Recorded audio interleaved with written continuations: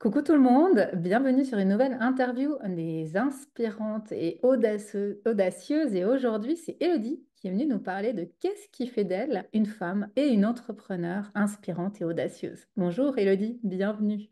Bonjour Christa, merci beaucoup. Alors Élodie, avant qu'on découvre, comme je les appelle, tes pépites d'audace, qui es-tu? Que fais-tu? Est-ce que tu pourrais te présenter aux personnes qui vont te rencontrer, te découvrir aujourd'hui sur l'interview? Ok. Écoute, je suis Élodie Franck, j'ai 39 ans et je suis praticienne en cuisine thérapie à Tonnay, près de Genève. J'ai deux enfants, j'ai un mari et je m'épanouis dans ce métier du bien-être pour aider les personnes à aller bien, à être mieux dans leur assiette avec la cuisine thérapie. Ouais, c'est génial. Alors, moi, je connaissais pas du tout la cuisine thérapie avant de te rencontrer. Et je suis allée un peu, justement, regarder ce que c'était. Je t'ai rencontré, j'ai vu un peu ce que tu partageais. Est-ce que tu pourrais nous dire deux mots sur qu'est-ce que la cuisine thérapie? Oui, alors deux mots, ça va être compliqué, mais pour résumer les choses, il s'agit d'une forme d'art-thérapie qui est assez récente. On est en plein développement de cette méthode qui a été créée par Emmanuel Turquet en 2015 en France. Et puis maintenant, dans les pays francophones, elle se développe de plus en plus. Et il s'agit donc, comme je te le disais, d'une forme d'art-thérapie, mais avec l'aliment comme médiateur artistique. C'est-à-dire qu'on s'exprime, on ne prépare pas de repas ou on ne fait pas à manger, mais on vient créer avec l'aliment et décrypter l'assiette qu'on a créée. Et quand on parle de son assiette, en fait, on parle de soi. On apprend des choses sur soi, on déconstruit des croyances, on évoque les pistes de changement pour le mieux-être. Et puis, on peut évoquer plein de choses. On peut évoquer le changement du travail comme la situation familiale. Mais en particulier, pour moi, ce qui est important d'accompagner aujourd'hui, c'est la relation à l'alimentation et à l'image corporelle pour aider les femmes et les hommes à se sentir mieux et à euh, mieux se sentir pour les repas et pour la prise alimentaire grâce à ce médiateur qui confronte à l'aliment, mais d'une manière ludique et douce. Ouais, je trouve ça vraiment très très intéressant et inspirant parce qu'effectivement, son image au corps, à la nourriture, c'est vraiment quelque chose d'important. Et cette façon de le faire, comme tu dis, un peu révolutionnaire, si je peux l'appeler comme ça, c'est vraiment une belle mission que tu as aujourd'hui. Et j'ai envie de te demander, alors je suis curieuse, j'ai envie de te demander de comment tu es arrivé, toi, au choix de cette thérapie-là, à ce choix-là. Ouais, le choix, il n'était pas évident, partant du principe, enfin, retraçant l'histoire professionnelle que j'ai eue où j'étais juriste en fait. Je travaillais dans une étude d'avocat, ensuite j'ai travaillé avec mon mari.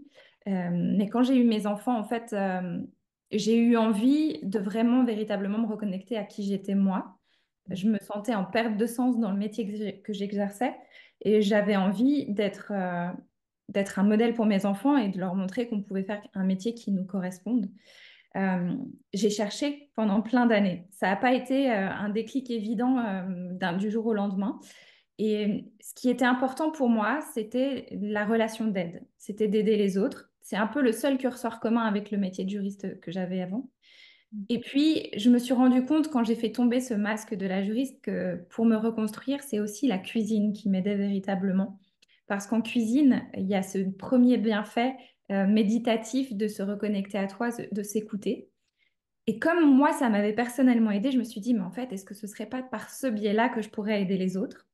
J'avais déjà fait une formation en art-thérapie parce que tous les arts créatifs me passionnent. Mais là, le jour où j'ai mis ces deux mots ensemble, cuisine à l'époque thérapeutique, et que j'ai trouvé sur Google que ça existait déjà, je me suis embarquée dans la formation d'emblée parce que c'était vraiment quelque chose qui sonnait très juste pour moi. Et je regrette pas ce choix du changement vers cette cuisine thérapie. Magnifique. C'est vrai que c'est beau comme ce que tu partages là, je trouve que c'est très important.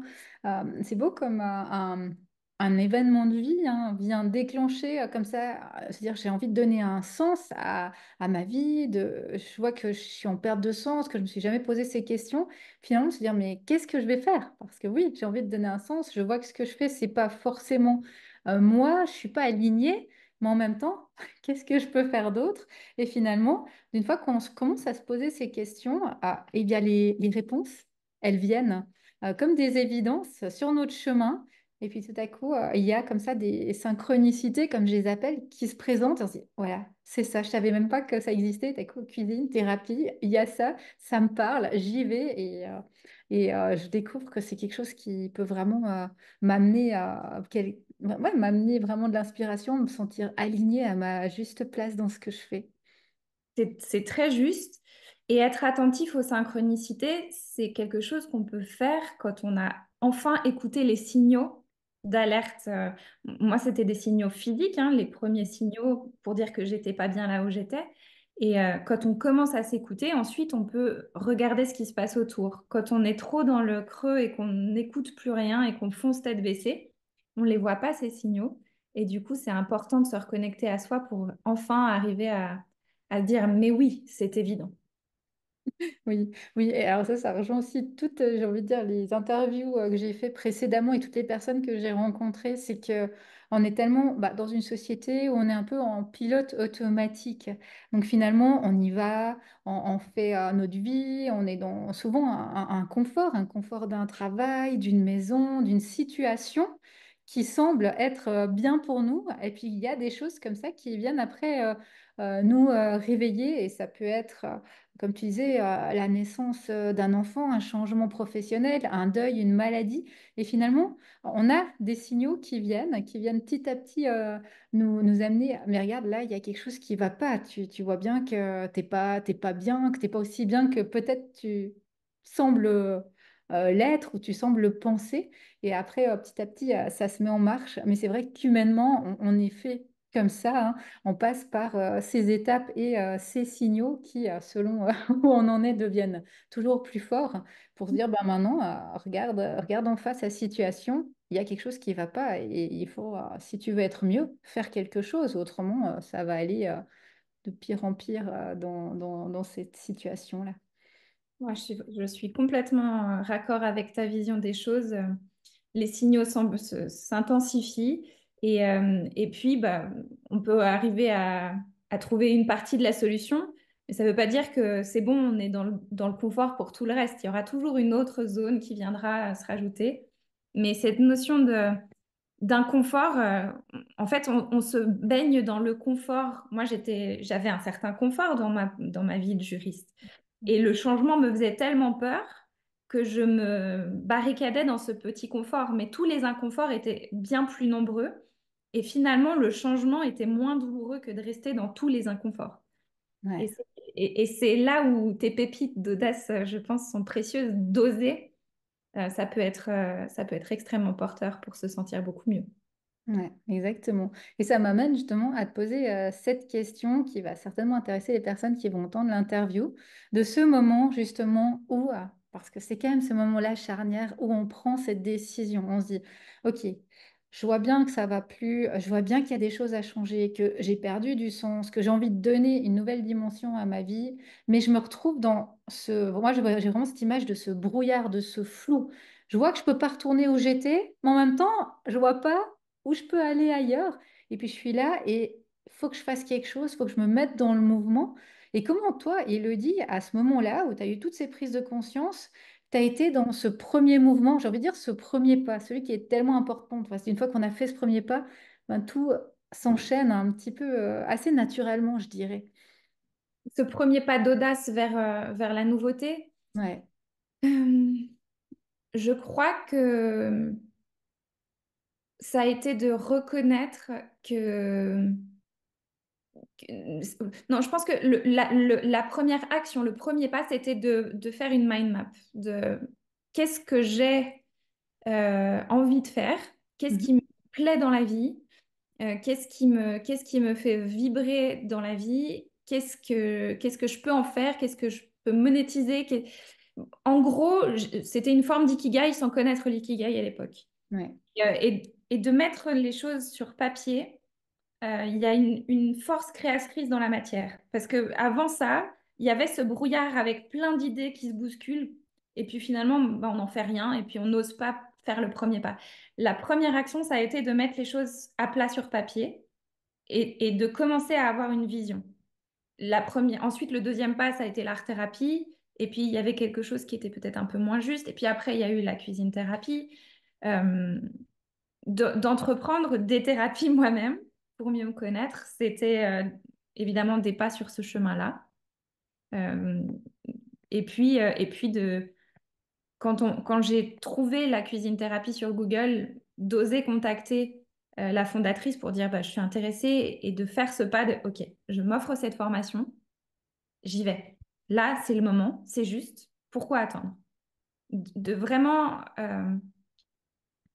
faire la distinction entre toutes les peurs que j'avais dans ma tête et le ressenti puissant que j'avais intuitivement ou dans mon cœur. Ouais.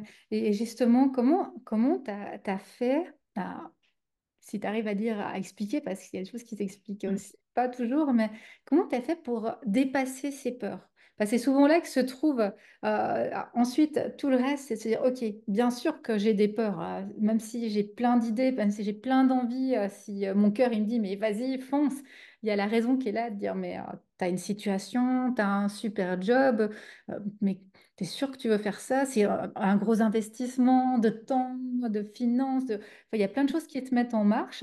Comment tu as fait, toi, pour ne pas te laisser envahir par ces peurs et y aller quand même?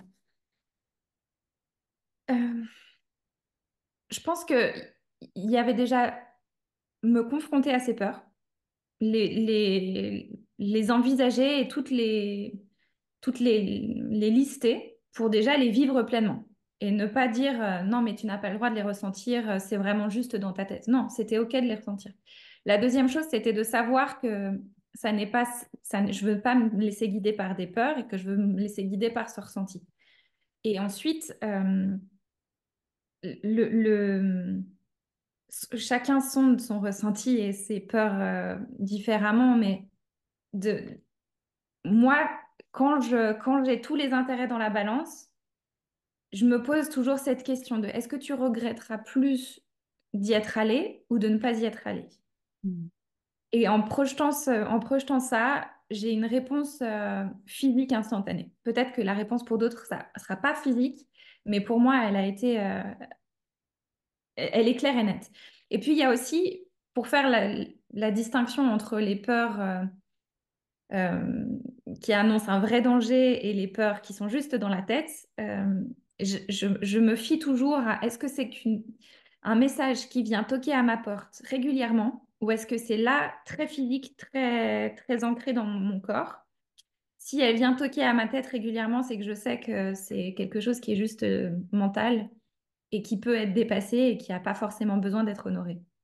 Je ne sais Ouais. pas si ces clés te parlent. C'est vrai que déjà cette question que tu évoquais de regret, je trouve qu'elle est très très forte. Si on se pose sincèrement, authentiquement la question, vraiment on le ressent dans son, comme tu disais, dans son corps, on le sent la réponse qui est juste pour nous. Après, il y a le mécanisme, comme tu l'évoques, de peur et de vraies peurs, de fausses peurs qui s'enclenchent. Il se travaille à faire aussi pour très justement les accepter, les vivre et ensuite pouvoir les dépasser, hein.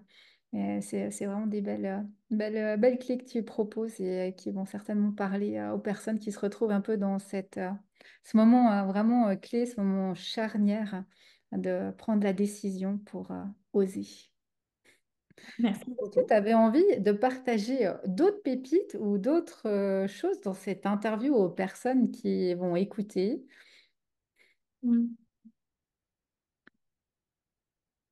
Bah, moi, j'ai envie de les inviter juste à écouter ce qui se passe pour elles et à pas trop écouter ce qu'il faut ou ce qu'on doit. Mm. C'est vraiment Ça a été dur pour moi de passer cette frontière du cadre de la bienséance ou du moule qu'on a bâti pour soi ou que les autres ont bâti pour nous.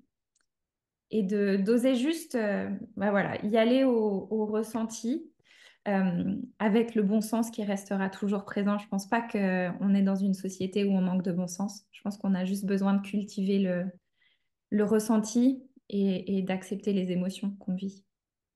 Ouais, très juste, c'est vrai. Mais c'est vrai on a nous, en fait, toutes les réponses et toutes les clés en nous. Et d'une fois qu'on commence à écouter justement ses ressentis, ses émotions, son corps, ses signes, parce que tu l'as très justement dit aussi tout à l'heure, chacun de nous en reçoit les informations à notre manière et quand on se connaît bien, on le ressent dans son corps, dans son être, quand c'est juste, quand ça l'est moins. Et ça s'apprend vraiment à s'écouter, effectivement. C'est exactement ça, ça s'apprend. Et c'est aussi ce que j'apprécie dans la cuisine thérapie, c'est que moi, je ne donne pas de solution toute faite. J'accompagne les gens à cultiver ce ressenti aussi. Et comme tu le dis, ça se travaille, ça se réapprend quand on a été trop longtemps coupé de tout ça. Ouais. Et merci beaucoup, Elodie, d'avoir partagé ce moment avec moi, avec nous, de nous avoir transmis un petit bout de ton parcours, de tes pépites à toi, de tes pistes à toi, vraiment de cheminement.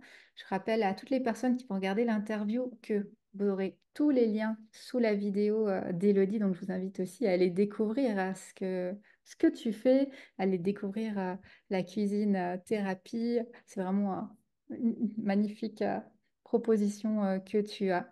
Et je te souhaite le meilleur pour la suite. Merci beaucoup. Au revoir. Au revoir.